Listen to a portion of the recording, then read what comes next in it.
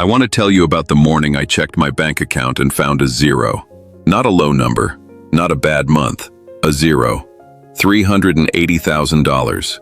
Gone. 30 years of my life. Gone.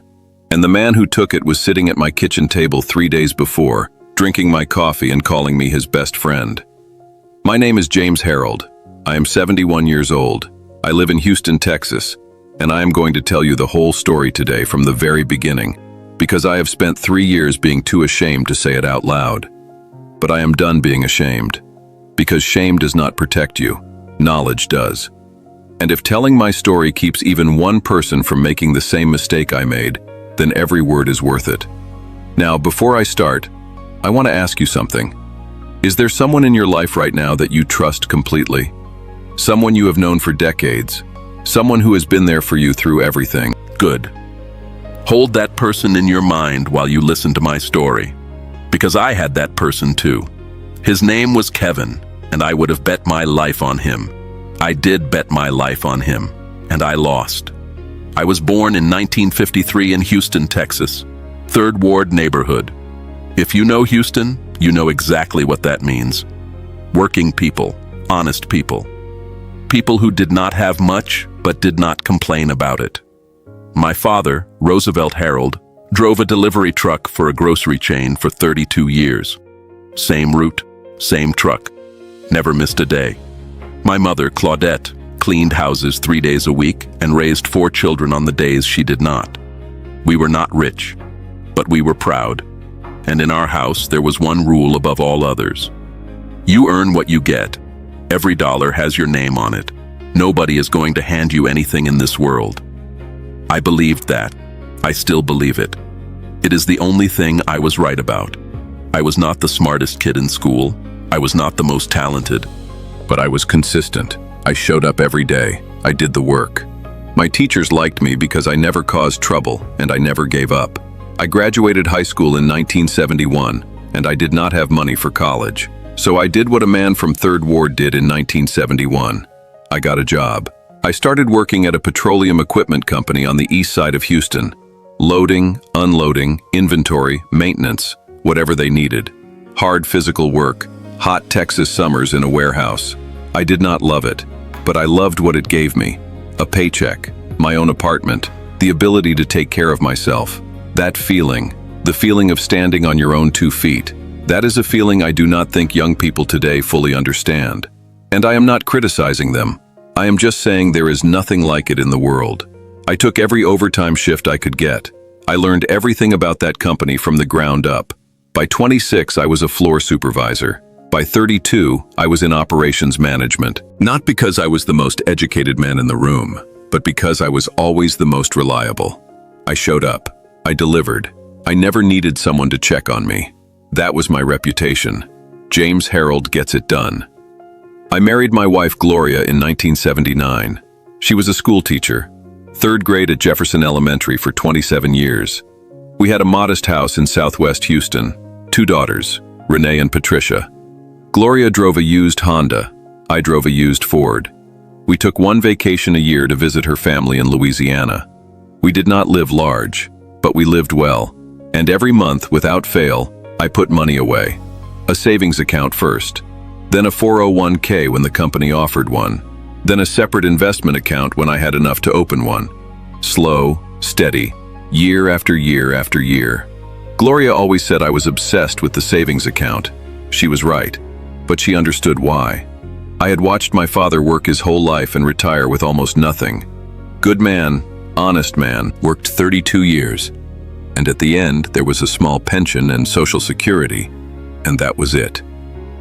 I loved my father, but I made a decision young that I was going to do it differently. I was going to build a number that meant nobody could take anything from me. Nobody could leave me without options. That number in my mind was $300,000. That was my freedom number. Gloria passed away in 2012, diabetes complications.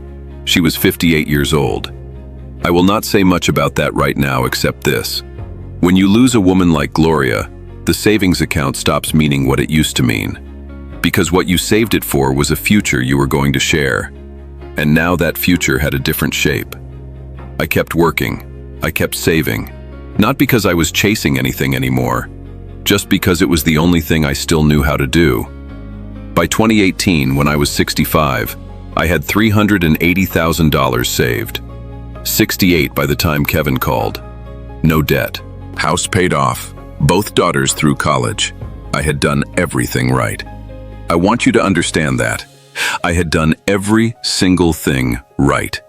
And it still happened. Kevin Marsh walked into my life in 1974.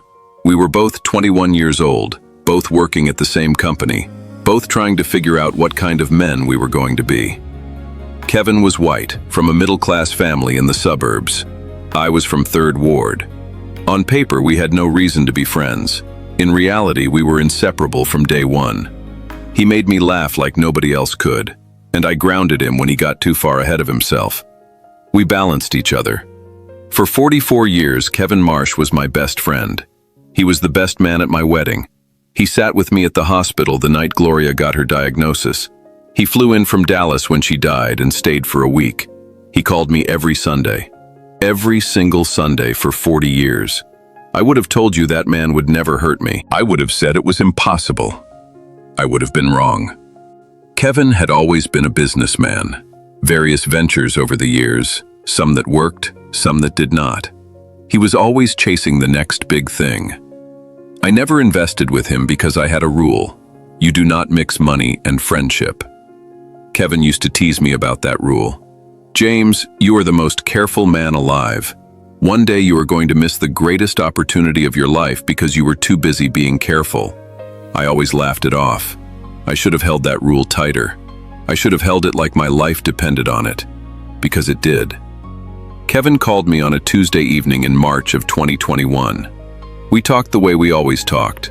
Caught up on our daughters, talked about the Texans, complained about our knees. Then, toward the end of the call, he got serious. He said, "James, I need to talk to you about something. There is an opportunity I have been working on for 2 years and I want you to be part of it. Real estate development. Commercial properties in the Houston and Austin corridors. The kind of deal that comes around once. I want you in on this with me." I told him what I always told him. "Kevin, you know I do not invest with friends." He was quiet for a moment. Then he said something I had never heard him say before. He said, "James, I am not asking you as a salesman. I am asking you as your friend who has known you for 44 years. I would never put you in something I was not 100% certain about. You know that. You have known me your whole adult life. Trust me. Just this once. This is the one." We met for dinner the following week. Kevin had a full presentation, documents, property photographs, financial projections showing 18 to 22% annual returns, letters from other investors. All of it looked completely legitimate. I asked every question I could think of. Kevin answered every single one without hesitation. I asked if I could have my accountant look at the documents. He said, "Of course, absolutely. Take all the time you need." That response alone made me trust him more. A con man says no to that question. Kevin said yes, so I stopped being afraid. My accountant reviewed the documents. He said everything looked standard, nothing obviously wrong. He told me to be cautious. He always told me to be cautious, but he did not find a red flag, and I had Kevin's 44 years behind every piece of paper. So in April of 2021, I wrote Kevin a check for $380,000. Everything. My entire retirement savings. I remember the way my hand felt as I signed it. Steady, confident, like I was finally doing something bold, like I had finally listened to my friend. The first 6 months were perfect. Kevin sent monthly updates, professionally formatted reports, progress photos of the properties. In September, he sent a distribution check for $12,000, my first return on investment. I deposited it and called Kevin to say thank you. He laughed and said, "Told you so, old man." I was happy. I was genuinely happy. For the first time since Gloria died, I felt like the future had a shape again. Then in late 2021, small things started to feel different. The monthly reports got shorter, less detailed. Kevin stopped answering my calls on the first ring. Sometimes I called twice before he picked up. When I asked about the properties, he got enthusiastic again quickly, but there was a half second before the enthusiasm. A tiny hesitation I had never heard in 44 years of knowing him. I noticed it, and I told myself I was being paranoid. I told myself this man flew to Houston when my wife died. I told myself I was looking for problems that were not there. In February 2022, Kevin came to Houston for what he said was a business meeting. We had dinner at the same restaurant where he had pitched me the investment. He was wearing a new watch, very expensive looking. His suit was sharper than anything I had ever seen him in. I commented on the watch. He laughed and said business was very good. I asked when the next investor update would come. He said next week for sure. He said next week. The update never came. And 3 weeks later, Kevin's phone was disconnected. I drove to his house in the suburbs of Dallas. I had been to that house 100 times. The lights were off. His car was gone. There was a for sale sign in the yard. I stood on that sidewalk for a long time, just stood there, not understanding, refusing to understand. Because if I understood what I was looking at, then 44 years of friendship had been, at least in part, a lie. And I was not ready to believe that. I was not ready at all. I called the police. I called my accountant. I called a lawyer. What I found out over the next 3 months was this. Kevin Marsh had been running what investigators called a Ponzi scheme. Not just with me, with 14 other investors. Total losses across all of us, nearly $2 million. The properties he showed me, some existed, most did not. The financial reports were fabricated. The distribution check he sent me in September, that $12,000 that made me feel so good, that came from another investor's deposit. He was paying me with someone else's money to keep me believing. Kevin was found in Phoenix, Arizona 4 months later. He had a new name on a lease agreement. The federal investigation is ongoing. As of today, I have recovered $0. Not 1 cent of the $380,000. People ask me, were there signs? Yes, there were signs. The changing call patterns, the shortened reports, the expensive watch that appeared from nowhere. I saw every one of them, and I chose not to see them because I trusted the man more than I trusted the warning in my gut. And that is the part that is hardest to live with. Not that he lied, that I helped him. The part of this story that nobody talks about is what it does to your memory. Because now I look back at 44 years of friendship, and I do not know what was real. Was any of it genuine?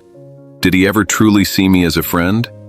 Or was I always just a target he was patient enough to wait for? I will never know. And that uncertainty is its own kind of prison. It follows me everywhere. At 68 years old, I went back to work. I applied for a warehouse supervisor position at a logistics company. I sat in that waiting room with applicants who were 25 years old. I filled out the same application form. I went through the same interview. The young hiring manager, she was maybe 30. She looked at my resume and said, "You have a lot of experience." She said it kindly. What I heard was, "You are too old." I got the job, but at a salary 60% less than what I made at my peak. I took it, because I had no choice. My daughters wanted to help. I told them no. Those girls did not create this problem.